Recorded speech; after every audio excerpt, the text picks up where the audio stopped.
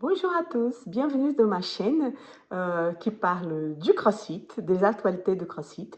Je m'appelle Bianca, c'est qui est, et c'est ma troisième vidéo ici. Je suis très contente de faire toutes ces vidéos, c'est une passion. Le CrossFit pour moi c'est une passion, c'est mon sport et c'est une passion. Et je voulais commencer cette vidéo pour dire merci à trois personnes. En fait, je suis brésilienne, mais j'ai vécu en France depuis 2017. Avant, j'avais déjà vécu ici pour passer mon internat de 2003 à 2008. Et donc cette chaîne-là, je parle en français, mais je fais aussi le sous-titrage en portugais.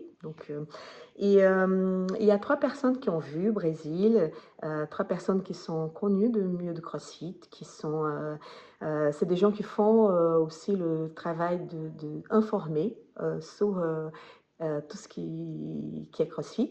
La première personne, Fabio Brook, qui c'est un mec qui fait le speaker et il interviewe de beaucoup de crossfitters pour les événements super importants en Amérique latine et aussi au monde. Il a déjà allé au Lollapalooza, il a déjà allé aux Games, tout ça.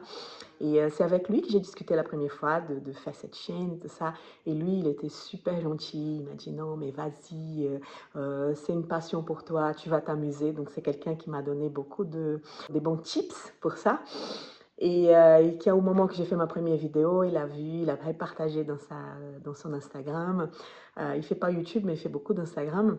Et il a dit aussi qu'il avait bien aimé. Donc, merci beaucoup, Fabio. La deuxième personne, c'est Axel Gové. En fait, c'est un mec qui est monsieur. C'est lui qu'on va regarder. Il fait des vidéos sur YouTube. Et c'est lui qu'on va regarder pour savoir les nouvelles, pour savoir, par exemple, à partir du moment qu'il y a un Open qui sort, une épreuve d'Open, c'est lui qui va, il est coach aussi, donc c'est lui qui va partager l'épreuve, qu'est-ce qu'il a pensé de l'épreuve, les petits astuces de l'épreuve, parce qu'il teste tout de suite.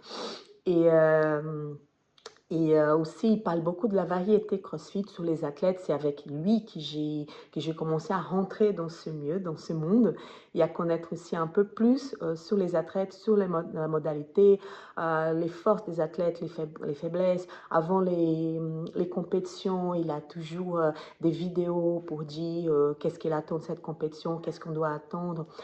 Pour les compétitions, il fait le récap. Donc là, on est tous la fin de la journée en train d'essayer de regarder ses vidéos pour voir le récap du jour de cette compète. Donc c'est quelqu'un de très bien. C'est quelqu'un que je suis il y a beaucoup de temps. Et lui aussi, il a vu ma vidéo, il a partagé, il a parlé de moi dans sa chaîne. Et j'ai dit merci beaucoup, Axel. C'est une inspiration. T'es une inspiration, tu le sais bien. Et après, c'est Guilherme Goulin, c'est Guy Goulin, qui c'est aussi un coach, un passionné de CrossFit aussi, qui a commencé sa chaîne. Ça fait pas longtemps, comme Axel, mais il y a déjà énormément d'abonnés. Il a une communauté qui s'y crée. C'est un mec super respectueux. C'est un mec qui vraiment... je vois quelques chaînes à l'extérieur, tu vois, qui gardent pas de respect, qui se permettent de dire des choses pas très agréables. Guy, c'est pas du tout ça. Il est très gentil, il est très attentionné, il répond à tous les commentaires, on commente, il répond, même quand c'est une critique, il essaie de s'améliorer, il essaie de... franchement, il construit un truc super bien en ce moment. Et en fait, c'est un ami de Fabio. Il a dit, mais écris à lui, demande à lui un peu des conseils. Je l'ai écrit et tout de suite, il a répondu. Il m'a donné des conseils. Non, mais vas-y, attends pas que ta vidéo sera parfaite parce elle sera pas parfaite. Mais vas-y, fonce, tu vas t'amuser, tout ça. Et de temps en temps, on discute aussi. Franchement, merci beaucoup, Guy. Et je suis contente toujours de voir tes vidéos et de tous les conseils que tu peux m'apporter. Donc, merci beaucoup. Et ça me fait très plaisir d'avoir ces retours des gens qui sont déjà dans le milieu il y a un petit moment et qui prend le temps pour aider les gens qui commencent. Donc, c'est très gentil. Merci. Et pour cette vidéo-là, j'ai pris un peu plus de temps parce qu'entre la vie de maman, médecin, crossfiteuse, pâtissière, c'est un peu la galère de temps en temps.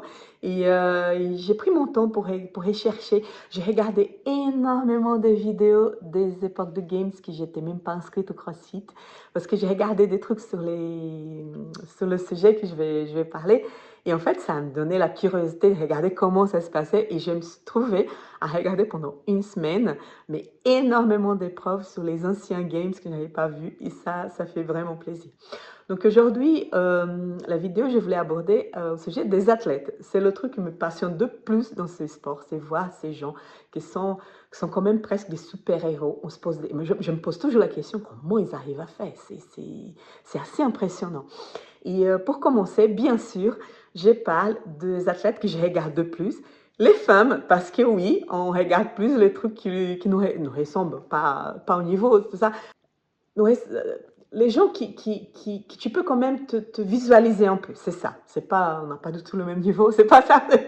Mais c'est des miroirs, c'est des inspirations et c'est ça. Donc, je dis, bah, je vais commencer à parler des femmes qui vont aller, bien sûr, dans le plus important événement pour le CrossFit, le Games. Et le Game, ça s'approche. C'est bientôt, là, du 1er au 3 août. Donc, c'est tout proche. Et cette année, ça va être la 19e édition de Games qui a commencé en 2007 d'une façon très, très, très cool. En fait, d'arriver dans la fazenda de Dave Castre et tu participais aux Games. Et c'est à partir de 2011 qu'a commencé à avoir les qualifications, donc à partir de l'Open, qui était créé à cette époque et qui est devenu le plus important événement fitness au monde. Il y a énormément de participants et tous les ans, ça s'agrandit, ça s'agrandit. Et, euh, et donc, le game, ça a commencé dans la fazenda de Dave Castre. Après, il était déménagé, les épreuves, ils étaient faits à Meds. L'année dernière, ça a déménagé à Fort North. Mais c'était une année pas très bien parce qu'avec l'accident qui est arrivé avec Lazare de Kick, ça gardait un mauvais souvenir de ce game, c'est ça. Et cette année, on ne savait pas s'ils allaient maintenir l'endroit, mais ils n'ont pas maintenu. Et le Games a déménagé encore à Albany, à côté de New York. Et donc, comme j'avais dit, ça commence le 1er août jusqu'au 3 août. Avant, il y avait 40 hommes, 40 femmes qualifiés. Cette année, ils ont changé, donc c'est 30-30. Ils ont tout changé au niveau des qualifications. C'était assez un peu difficile à comprendre. J'espère que l'année prochaine, ils vont être un peu plus clairs, parce que cette année, c'était un peu le bordel. Et bon, donc 30 hommes, 30 femmes. Et la première épreuve était dévoilée. Donc ça va être une épreuve à l'extérieur. Ça va être la seule. Ils ont annoncé déjà, ils ont communiqué aux athlètes qu'il n'y avait que celle-là qui allait être à l'extérieur. Il fait hyper chaud à cette époque à Albany. Et aussi, ils ont envoyé à tous les athlètes des orientations pour l'acclimatisation pour les entraînements qui se font dans un chaleur extrême. Ça, c'est très bien. Peut-être qu'ils ont appris un peu la leçon de ce qui s'est passé l'année dernière et ils ont décidé enfin de mettre la sécurité des athlètes en premier plan. Ça, c'est très bien. Donc, la première épreuve, c'est une épreuve de endurance, un fort time où il va avoir 4 miles de course à pied, 3000 mètres de rameur et 2 miles de course à pied. Là, je présente dans cette vidéo les principales athlètes féminines qui ont une vraie chance d'aller dans le podium. Oui, il peut y avoir d'autres qui ne sont pas dans la liste qui vont arriver, mais bon, celle-là, c'est que les spécialistes ils disent qu'elles ont plus de chance. Donc, en tête de liste, bien sûr, la éternelle championne Tia Claire Tummy. Elle est impressionnante. C'est la nana qui, depuis qu'elle a commencé à participer, elle a commencé à participer du Games, son premier année, 12e place. Et après ça, elle n'a jamais quitté le podium. Donc, elle a eu 2 deuxièmes places. Et après, elle était championne dans tous les événements, de tous les Games qu'elle a participé. Le seul qu'elle n'a pas été championne, c'est en 2013 parce qu'elle avait accouché. Donc, elle n'a pas participé de ce Games. Et donc, elle est revenue 5 mois après son accouchement pour le Rogue Invitation, où la première place était décidée au dernier WOD, avec, entre elle et Laura Horvath, par 10 points. 10 points, c'est presque rien. Donc, elle est venue, mais en puissance phénoménale. Cette année, c'est vrai que Tia, elle est pas trop. Sa saison, elle a été consacrée pratiquement au Hyrox. Elle a participé comme en duo, homme-femme, où là, pour les mondiales, elle a fini 5e place parce qu'elle était malade. Et elle a participé aussi femme-femme. Elle n'a pas pu faire la finale parce que comme elle était malade, son duo a décidé avec elle de ne pas le faire. Sa place, elle a eu au Torian Pro, où elle était invitée à participer. Et elle a tout, elle était mais juste extraordinaire. Je pense que c'était 6 épreuves. Elle était placée première en 5 et deuxième dans une épreuve. Donc un truc mais phénoménal. Donc elle a eu sa place très facilement. Mais elle a pris du temps à se décider, à dire oui. Donc là, elle a dit oui, donc elle vient. Je ne vous cache pas que c'est toujours un plaisir de voir Tia performer parce qu'elle est incroyable. Mais ça donne quand même le goût de dire, heureusement, peut-être que cette année, on aurait une nouvelle championne. C'est ça, que le Games n'était pas décidé en avance. Parce que quand Tia est là, oui, c'est presque sûr qu'elle va gagner. Donc, c'était aussi une façon de dire, ça va changer un peu. Mais bon, je suis contente qu'elle participe. Je suis un peu dégoûtée parce que je ne vais pas être là. Et c'est peut-être son dernière année. Mais on va voir qu'est-ce que ça va donner. La deuxième athlète, c'est Alexis Raptis, une fille de 24 ans qui est aussi incroyable. C'est la 5e participation aux Games. Elle a participé déjà 2 fois comme athlète team, où elle a fini une fois 4e, une autre fois 2e place. Après, elle a fait 3 Games et 2 Games, elle a fini 6e place. C'est une athlète en ascension. Elle est assez forte dans tous les domaines. Il n'y a pas un domaine on lui dit, c'est vraiment une faiblesse. Mais cette année, elle a bien commencé sa saison. Elle était au Wodapalooza où elle a fini 3e. Elle était qualifiée par les classifications online CrossFit où elle a fini 2e.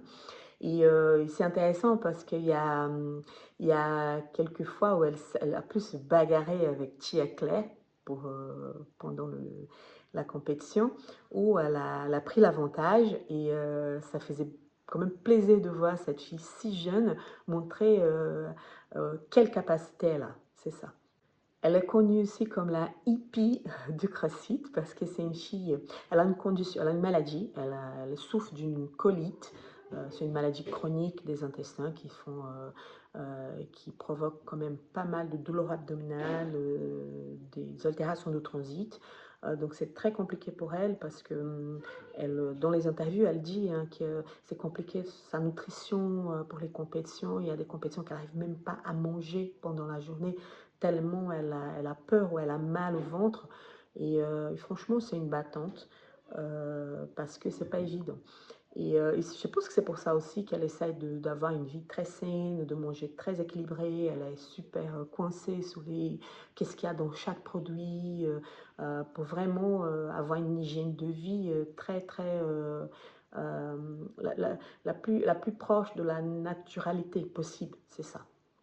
La partie drôle, c'est que c'est une athlète de la planète Proven, c'est la planète de Tia Claire et son mari, Shane. À mon avis, elle a de vraies chances c'est la principale, avoir des chances de peut-être menacer Tia Claire. L'autre athlète, c'est Danielle Brandon, une athlète exceptionnelle de 29 ans qui a fait sa première participation aux Games en 2019. Donc, c'était impressionnant parce qu'elle a gagné une des épreuves. Elle commence le Games comme rookie, elle gagne une épreuve où il y avait du rameur, du kettlebell push press et du handstand walk. Donc on ne la voit pas du tout pendant les films, on ne le voit presque pas. Le film était concentré, la filmage était concentré sur Tia Claire et Carrie Pierce. Et en fait, à la fin, on voit quelqu'un qui fait, mais en continu, un chant, la distance d'un chant, le handstand walk, super à l'aise. Et c'est Daniel. Et c'est marrant parce que dans l'épreuve, on voit le film Make qui court pour essayer de l'attraper à l'arrivée pour avoir un peu de film sur elle parce que c'était tellement inattendu qu'a pris tout le monde comme ça, a pris tout le monde au piège. Après ça, son meilleure année, c'était en 2022, elle a fini quatrième place.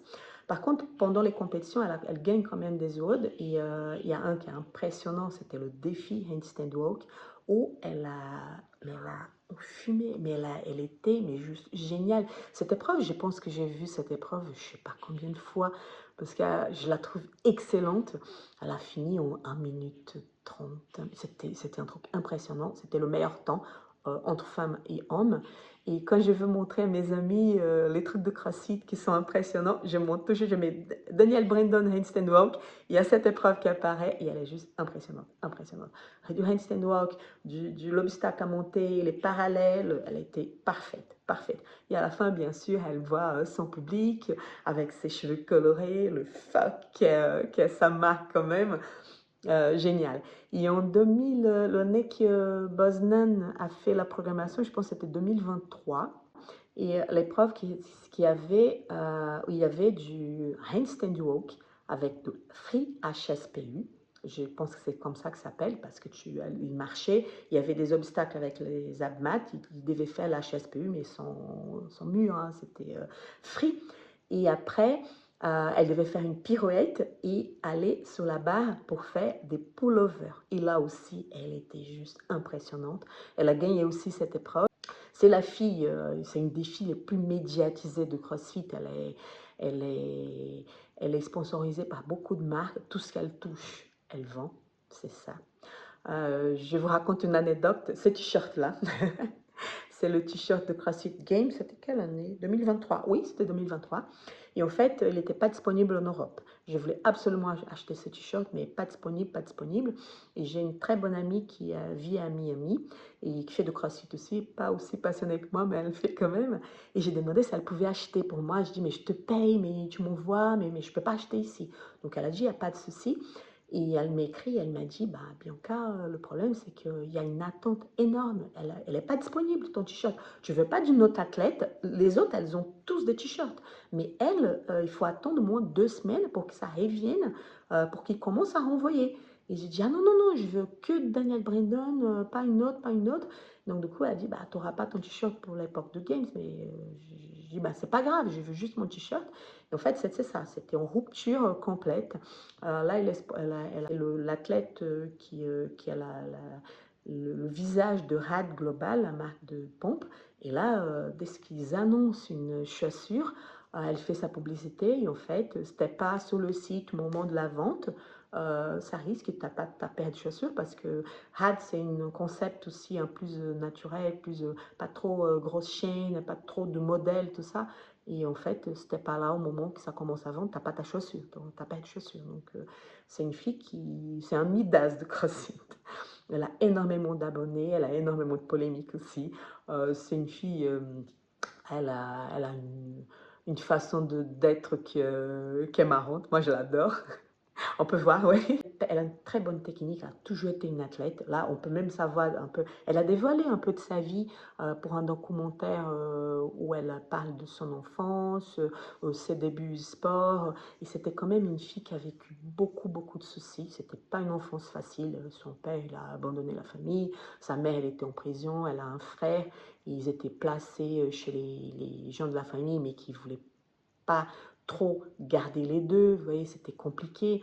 Il y a des amis de Daniel qui disent que c'était la fille qui arrivait avant tout le monde pour faire du sport et que dès que les cours étaient finis, elle faisait du sport.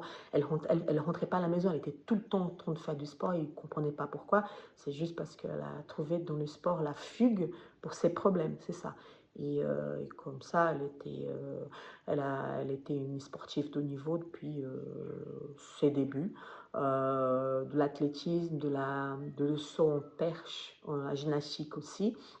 Et après, elle a découvert le CrossFit. C'est un personnage qui est très connu. On la trouve plus posée, plus concentrée, parce que le problème de Danielle, c'est qu'elle était très bien dans les épreuves, et après, elle pétait un plomb, elle était très mauvaise.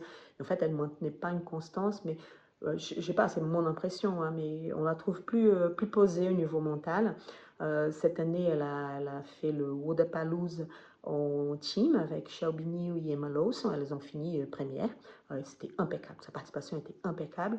Et là, pour la première édition du premier tour de World Fitness Project, elle a fini deuxième, derrière Alex Gazan, mais aussi avec une très belle prestation. Donc, croise les doigts pour Danielle aux Games. Je pense qu'elle mérite un podium. C'est un personnage qu'on adore. Beaucoup de gens adorent. Toujours dans les polémiques. C'est vrai qu'elle est, elle est très vivante. Elle est très, on parle d'elle souvent. Donc, je pense qu'elle mérite bien un podium. Donc, l'autre athlète, c'est Ariel Lowe, une 31 ans, qui est déjà très connue au milieu de CrossFit. C'est la MAM. Elle est très gentille, très sympa, toujours souriante, un physique impressionnant, elle a des capacités à faire des choses, mais impressionnantes aussi. Elle ne s'entraîne pas dans une box conventionnelle, elle s'entraîne à la maison, dans son garage. Donc, elle essaye de mener une vie à concilier la vie de maman, d'épouse et d'athlète pro. Et elle va aussi être présente aux Games. Elle a déjà eu 4 participations aux Games. Et en 2023, elle a fait son podium, troisième place, très acclamée. Donc on attend aussi Ariel Lowen aux Games. L'autre forte candidate, c'est la Britannique Luce Campbell, 29 ans, qui a débuté au CrossFit Games en 2022, où elle a fait une très très belle participation. Elle a gagné une épreuve où il y avait la natation associée au ski air. J'adorais cette épreuve, je l'ai revue en masculin et en féminin. Moi, j'aime bien la natation. Je préfère nager que courir. Mes amis savent ça. Je préfère 1000 fois nager. Cette épreuve, en fait, c'était une espèce, je pense que c'était un émum. Oui, c'était un émum, si je ne me trompe pas. Et en fait, au premier tour, tu devais nager 50 mètres et tu faisais 8 cales ou 8 ski ou 6 cales. Après, le deuxième tour, tu faisais 50 mètres, tu faisais 10 cales. En fait, ça augmentait 2 cales par tour. Et à la fin, tu avais, je pense que c'était 2-3 minutes, où tu faisais le max cal whisky. Et en fait, pendant cette épreuve, il y avait la caméra, elle filmait toujours Laura Horvath et Amanda Borhardt, je pense que c'est comme ça qu'on parle son nom, parce que c'est elle qui était en tête. Chia était au début aussi, mais là, après, tout de suite, les deux, elles ont pris. Et à la fin, on commence à entendre le nom de Luce Campbell, et c'est elle qui a gagné cette épreuve. C'était quand même bien. Elle a gagné aussi une autre épreuve où il y avait Hammer, Thruster et Bar Muscle Up. Et la même chose. On voyait Tia, Tia, Tia. Et à la fin, c'est Luce Campbell qui gagne l'épreuve. Donc, je trouve que c'est vrai que c'est bien quand il y a des gens inespérés qui gagnent des épreuves comme ça. C'est toujours marrant. Elle a dû s'absenter du CrossFit Game en 2023 et 2024 parce qu'elle a eu une grosse lésion au niveau de poignet, une grave lésion. Elle souffre d'une maladie dégénérative. C'est une maladie qui en fait affaiblit, ça provoque des petites fractures au niveau de ses os, des arthroses aussi. Et en fait, elle a dû passer 2 ans à se soigner. Cette année, elle est revenue au Wodapalooza et où elle a gagné. Elle a gagné le championnat. Elle était assez impressionnante. Je ne connaissais pas du tout cette athlète. Et cette année, comme j'étais au Wodapalooza, je l'ai vue souvent et c'est vrai qu'elle est venue en force. Au World Fitness Project, elle a participé aussi au Tour 1 où elle a fini 4e place. Une très belle performance. Elle a beaucoup de points forts. Elle est forte en gym, elle est forte au GHD, elle est forte en natation aussi. Je ne sais pas si cette année il y aura de la natation aux Games. S'il y aura, peut-être que ça va être comme le format de 2022, mais en piscine. Puisqu'ils ont annoncé qu'il n'y aura pas de trucs à l'extérieur. Et avec tout ce qui s'est passé l'année dernière, je pense qu'ils vont passer un moment sans le faire. Et c'est vraiment, c'est la natation, c'est vrai que ça va être un plaisir de la voir nager parce qu'elle est super bien. L'autre athlète, c'est Fille Sagaf, une fille qui a 30 ans. Elle ne fait pas du tout, mais elle a 30 ans. Et qui a participé à deux fois aux Games, en 2019 et 2023. Elle commence une année très bien. Elle était placée deuxième, elle a fini deuxième à l'Open.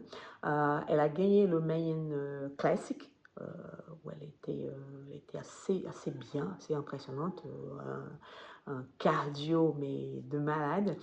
Et pour le World Fitness Project, elle a fini 11e. Dernièrement, elle a donné une interview à Andrew Hill où elle a parlé de sa vie, ses entraînements et tout ça. Et elle a parlé aussi d'un truc très intime. C'était émouvant parce qu'elle a parlé comment elle a commencé le CrossFit, comment le CrossFit a aidé dans une époque très sensible de sa vie. Elle a été victime d'une violence très grave à l'époque de sa faculté, à sa première année de la faculté. Une violence, je ne peux pas parler le nom ici, mais il y a beaucoup de femmes qui subissent. Et elle a dit qu'elle avait, après ça, bien sûr, elle est rentrée dans une dépression, des idées noires, elle a pensé à mettre fin à ses jours. Et en fait, c'est le sport qui l'a aidé à surmonter tout ça et d'essayer de guérir ses blessures. La semaine dernière aussi, elle s'est vue dans une autre polémique, au milieu d'une tornado, parce que il y a une histoire entre Daniel Brandon, un coach qui est le coach de Fils-Sagaf, apparemment une histoire de tromperie. Et Fils-Sagaf et son mari se sont mis du côté de coach. Et on sait qu'elle et Daniel Brandon, elles étaient amies au départ, mais maintenant elles ne peuvent pas se blairer. Et donc, il y a aussi des informations sur ça. Donc, à voir, parce qu'ils vont être tous au même endroit à l'époque du Games, à voir qu'est-ce que ça va donner cette histoire. L'autre athlète, c'est la Française Claudia Gluck, qui était découverte qui a découvert le CrossFit en 2016. C'était une athlète de gym avant, qui a pu représenter même la France, qui avait un très bon niveau et qui là, elle a fait sa première participation l'année dernière. Elle a fini en top 15, donc très bien pour une première participation. Je l'ai vue performer au Wodapalooza cette année, aussi battante, souriante, concentrée, très gentille avec son public, il y avait toujours de coucou, il y avait toujours de merci, tout ça. Et pour le Wodapalooza, elle a gagné un événement, le Cuban Press, où il y avait du dumbbell bench press assez lourd. Et c'est vrai que c'était étonnant qu'elle gagne. Moi, je pensais plutôt à Dennis Spiegel parce que c'est quand même forte, tout ça. On la connaît par la force, par toutes les épreuves du strongman, elle s'en sort très bien. Mais non, c'est Claudia Gluck. Ça fait plaisir de la voir et franchement, j'espère elle va être très bien placée pour le Games. On va la suivre de proche. Une autre athlète super forte qui va participer au Games cette année, c'est la belle Brooke Wells. Elle a déjà participé 9 fois au Games, ça va être sa 10e participation. Quand elle a commencé, elle était toute jeune, 19 ans, et son premier Games, elle gagne une épreuve, une épreuve de deadlift. Et c'est marrant parce que je ne pensais pas du tout que ça serait une athlète très forte au niveau haltéro, mais oui, elle est très forte. Cette année, au Wodapalooza, je l'avais performé, les barres, elles étaient magnifiques, sa technique, elle était magnifique, et elle a levé de très, très belles barres. Elle est aussi très forte en gym, et avant l'arrivée de Daniel Brandon, c'est elle qui était plus performante au niveau de handstand walk. Elle a gagné 2 épreuves où il y avait de handstand walk en 2018 et 2020. En 2021, malheureusement, pendant une épreuve de snatch, elle a fait une luxation du coude. Tout le monde a vu, c'était assez impressionnant. C'est vrai que quand tu vas à la scène, t'as mal pour elle, parce qu'on voyait bien le coude sorti de sa place. Donc, long rétablissement, la joue est opérée, et après, tout le rétablissement qu'il faut hein, pour revenir en force. Elle a écrit un livre au sujet de ça. Et c'est vrai qu'elle est revenue, elle est toujours présente. Et, elle était là, comme je dis, au Wodapalooza, en team avec sa sœur Sydney Wells. Elles ressemblent, mais laisse tomber. J'ai une photo. Je n'ai pas réussi à faire des photos avec Brooke Wells. Je n'ai pas réussi à le parler. J'ai réussi à parler à sa sœur.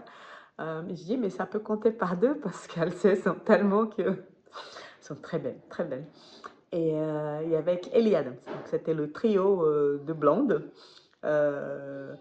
Et elle a participé aussi de World Fitness Project, le tour 1.